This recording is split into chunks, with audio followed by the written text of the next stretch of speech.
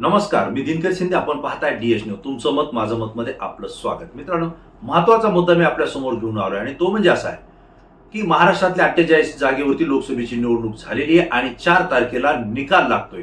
Exit poll आलेले आहेत आणि एक्झिट पोल मध्ये महायुतीला महाराष्ट्रामध्ये मोठा फटका बसतोय हे आपल्या या ठिकाणी लक्षात येत आहे. महाविकास आघाडी अधिक जागा घेऊन या ठिकाणी महाराष्ट्रामध्ये आपला दबदबा दाखवेल असं सुद्धा एक्झिट पोल सांगतायत. मित्रांनो, यामध्ये सगळ्यात महत्वाचा भाग असा आहे, एकनाथराव शिंदे यांची शिवसेना महाराष्ट्रामध्ये किती जागा घेईल याकडे सगळ्यांचं लक्ष लागलं होतं. परंतु एक्झिट पोलमध्ये एकनाथराव शिंदे यांची शिवसेना अनेक खासदार त्या ठिकाणी कमी करते हे भारतीय जनता पार्टीच्याही आता लक्षात आलेले आहे. आणि अशा स्थितीमध्ये जर महायुतीमध्ये एकनाथराव शिंदे यांच्या ज्या अधिकच्या जागा सोडलेल्या आहेत त्यामध्ये जर फटका बसत असेल तर एकनाथराव शिंदे यांच्या विरोधात महाराष्ट्रामध्ये रोष आहे असं एक जनमत या ठिकाणी तयार होतं, एक मतप्रवाह तयार होतोय.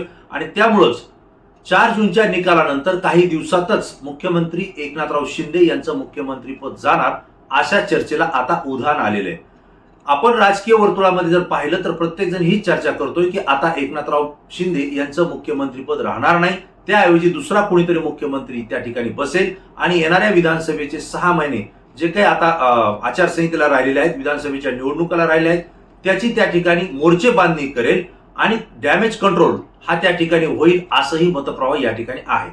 एकनाथराव शिंदे यांचं मुख्यमंत्रीपद जाणार ही चर्चा नेमकी का होते याला 4 गोष्टी जबाबदार आहेत. याच घटना खऱ्या पाहिलं तर निर्णायक ठरतील. त्यामध्ये पहिला भाग असा आहे की एकनाथराव शिंदे हे मराठा मुख्यमंत्री आहेत आणि मराठा समाजाला प्राधान्य आम्ही दिलं किंवा त्यांना संधी दिली हे भारतीय जनता पार्टीनं महायुतीमध्ये दाखवलं होतं. त्यासोबतच जरांगे पाटलांचं जे महाराष्ट्रामध्ये मोठं आंदोलन सुरू झालं, कोट्यवधी मराठा समाजाला एकत्रित आणण्याचं काम जरांगे पाटलांनी केलं आणि शासनाच्या विरोधात त्यांनी आपली भूमिका त्या ठिकाणी मांडली. वास्तविक पाहता शासनाच्या विरोधात नव्हे तर मराठा समाजाला कुणबीच्या नोंदी शोधून ओबीसीतून आरक्षण द्या ही त्यांची मागणी होती. परंतु याला भारतीय जनता पार्टीच्या अनेक नेत्यांनी विरोध केला. एवढंच नाही तर देवेंद्र फडणवीस यांनी सुद्धा या आंदोलनाकडे दुर्लक्ष केलं. ज्यावेळेस लाठीचार्ज झाला त्यावेळेस घाई गडबडीनं त्यांनी प्रतिक्रिया दिली आणि या सगळ्या घडामोडीमुळे जरांगे पाटलांच्या विरोधात देवेंद्र फडणवीस यांची प्रतिक्रिया आल्याची भावना ही मराठा समाजामध्ये गेली आणि जरांगे पाटलांनी सुद्धा देवेंद्र फडणवीस यांच्यावर टीकास्त्र सोडलं. या सगळ्या घटनेमध्ये भारतीय जनता पार्टीपासून मराठा समाज हा बाजूला जातोय, तो महाविकास आघाडीकडे जाऊ नये यासाठी एकनाथराव शिंदे यांना पुढे करण्यात आलं आणि आरक्षण आपण देऊ या संदर्भात तुम्ही जरांगे पाटलांशी संवाद साधा असंही त्यांना सांगण्यात आलं. त्यामुळे एकनाथराव शिंदे यांनी पुढचं पाऊल टाकलं, शिष्टमंडळ नियुक्त केलं आणि आंतरवाली सराटी या ठिकाणी दररोज कधी कधी एक दिवसात 2 वेळेस सुद्धा शिष्टमंडळ जरांगे पाटलांना भेटत होतं, त्यांच्या मागण्या मान्य करत होतं आणि लवकरच आम्ही सगळे स्वरेचा अध्यादेश काढू असंही त्या ठिकाणी सांगत होतं. परंतु दिलेला वेळ पूर्ण होत नाही हे लक्षात आल्यानंतर जरांगे पाटलांनी थेट मुंबईकडे आगेकूच केली. हे सगळं आपल्याला माहिती आहे. यावेळेला मुंबईच्या वाशी या ठिकाणी आल्यानंतर एकनाथराव शिंदे त्या ठिकाणी येतील आणि सगळे स्वरेचा अध्यादेश देतील असं वाटलं होतं. परंतु एकनाथराव शिंदे यांच्यावरती भारतीय जनता पार्टी आणि त्यांच्या मित्रपक्षाचा दबाव होता. मराठा समाजाला आपण स्वतंत्र 10% वेगळं आरक्षण देऊ, त्यामुळे सगळे सोयरेचा अध्यादेश आपल्याला लागू करता येणार नाही अशी भावना महायुतीतल्या अनेक नेत्यांची होती. आणि त्यामुळे एकनाथ शिंदे हे थेट जरांगे पाटलांना भेटण्याऐवजी आपल्या शेतामध्ये जाऊन बसले होते हेही आपल्याला माहिती आहे. नंतर ते आले आणि जरांगे पाटलांना त्यांनी सगळे सोयरीची अधिसूचना जाहीर केली. यावेळेस आपण पाहतो की एकनाथराव शिंदे यांची बॉडी लँग्वेज ही गंभीर स्वरूपाची होती, आनंद आणि उत्साह त्यांच्या चेहऱ्यावरती नव्हता. हे सगळ्या घडामोडी झाल्यानंतर जरांगे पाटील वाशीमधून परत फिरले, परंतु मराठा समाजाला कुणबीचा अध्यादेश त्या ठिकाणी सगळे सोयरेचा अध्यादेश निघालेला नाहीये. याचा फटका असा झाला की मराठा समाज हा पूर्ण महायुतीच्या विरोधात तर गेलाच, परंतु एकनाथराव शिंदे यांच्याही बाजूने जो झुकलेला होता त्यांची सुद्धा नाराजी त्या ठिकाणी झाली. त्यातच विधानसभेचं विशेष अधिवेशन घेतलं आणि यावेळी एकनाथराव शिंदे यांनी प्रतिक्रिया दिली की जर कुणी मर्यादेपेक्षा जास्त जर कुणी वागत असेल तर त्याचा आम्ही करेक्ट कार्यक्रम करतो आणि जरांगे पाटलांच्या विषयी ते हे वक्तव्य त्यांनी केलं होतं. हाच धागा पकडून जरांगे पाटलांनी सुद्धा सांगितलं की एकनाथराव शिंदे आम्ही सुद्धा करेक्ट कार्यक्रम करतो. आणि त्यानंतर मराठा समाज हा एकनाथराव शिंदे यांच्यावरती प्रचंड नाराज झाला, देवेंद्र फडणवीसांनी नाराज झाला आणि महायुतीच्या विरोधात या लोकसभेच्या निवडणुकीमध्ये तो गेलेला आहे. हा एक मुद्दा आहे, कारण हा जर सगळा समाज आता पुन्हा आपल्या बाजूने आणायचा असेल तर एकनाथराव शिंदे यांना मुख्यमंत्री पदावरून बाजूला सरकवणं गरजेचं आहे अशी चर्चा त्या ठिकाणी होतीये. दुसरा मुद्दा असा आहे, उद्धव ठाकरे यांची शिवसेना महाराष्ट्रामध्ये जड जात होती, म्हणूनच एकनाथराव शिंदे यांना बाजूला केलेले, 40 आमदार त्यांच्या सोबत घेतलेले आणि उद्धव ठाकरे यांना कमी करण्यासाठी, त्यांची शिवसेना कमी करण्यासाठी एकनाथराव शिंदे यांना भारतीय जनता पार्टीनं मुख्यमंत्री बनवलेलं आहे. मुख्यमंत्री यासाठी बनवलं की आता उद्धव ठाकरेची शिवसेना पूर्ण संपवा आणि पूर्ण ताकदीनं महायुतीसोबत येऊन आपलेच खासदार या ठिकाणी जास्त आले पाहिजेत. परिणाम झाला असा की एकनाथराव शिंदे यांना सोबत घेऊन मुख्यमंत्री बनवल्यानंतर शिवसैनिक तर नाराज झाला, परंतु महाराष्ट्रातला जो शिवसेना प्रेमी आहे, हा सामान्य वर्ग आहे, तो सुद्धा भारतीय जनता पार्टी आणि परिणामी एकनाथराव शिंदे यांच्याविषयी त्यांचा रोष निर्माण झाला आणि त्याचा फटका या लोकसभेच्या निवडणुकीमध्ये बसतोय.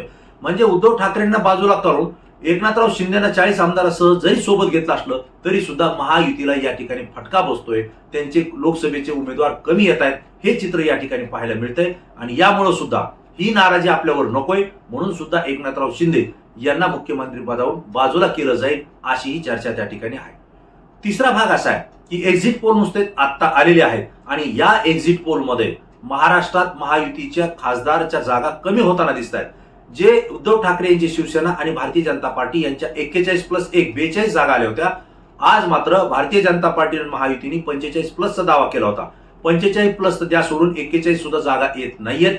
संपूर्ण महायुतीच्या जागा 21 ते 24च्या दरम्यान त्या ठिकाणी येत आहेत. म्हणजे अर्ध्या जागेला फटका हा महायुतीला आणि भारतीय जनता पार्टीला बसतोय.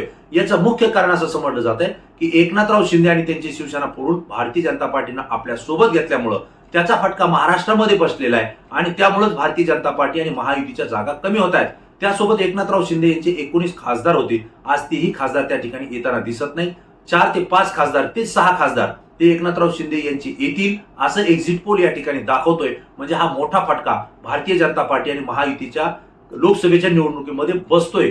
ही जर परिस्थिती पाहिली तर एकनाथराव शिंदे यांच्यावर लोकसभेमध्ये सुद्धा नाराजी आपल्यावर ओढावलेली आहे आणि त्यामुळे यांना मुख्यमंत्री पदावरून जर बाजूला केलं, दुसऱ्याला संधी दिली तर हा रोष कमी होईल असाही एक मतप्रवाह आहे, म्हणून ही एक चर्चा होतीये. चौथा मुद्दा याच्यामध्ये असा येतोय की लोकसभेच्या जागा वाटपामध्ये एकनाथराव शिंदे यांनी बऱ्याच जागेवरती आपली भूमिका ताठर ठेवली होती. विशेषतः नाशिक मतदारसंघामध्ये हेमंत गोडसे यांना उमेदवारी देऊ नका असं भारतीय जनता पार्टी सांगत होतं. विशेष म्हणजे केंद्रीय कार्यकारिणी जी आहे भारतीय जनता पार्टीची, मग पंतप्रधान नरेंद्र मोदी असतील, अमित शहा असतील किंवा जे पी नड्डा असतील, यांनी स्पष्टपणे सांगितलं होतं की नाशिकमध्ये हेमंत गोडसे यांना उमेदवारी देऊ नका, त्याऐवजी छगन भुजबळ यांना त्या ठिकाणी उमेदवारी द्या, म्हणजे आपल्याला त्याचा राज्यामध्ये फायदा होईल. परंतु एकनाथराव शिंदे यांनी या ठिकाणी ऐकलेलं नाहीये. शिवसेनेचा दबाव त्यांच्यावरती होता आणि त्यामुळं त्या ठिकाणी हेमंत गोडसे हेच उमेदवार झालेले आहेत. याचाही फटका महायुतीला बसलेला आहे, कारण भुजबळ त्या ठिकाणी नाराज झाले होते. ती नाराजीची लाट महाराष्ट्रामध्ये सुद्धा त्या ठिकाणी पोहोचलेली आहे. विशेष म्हणजे लोकसभेच्या जागेसाठी जर एकनाथराव शिंदे आपलं ऐकत नसतील तर येणाऱ्या विधानसभेच्या निवडणुकीमध्ये त्यांनी जर ऐकलं नाही तर पुन्हा हेच परिणाम आपल्याला भोगावे लागतील असा एक मतप्रवाह भारतीय जनता पार्टीच्या नेत्यांमध्ये आहे.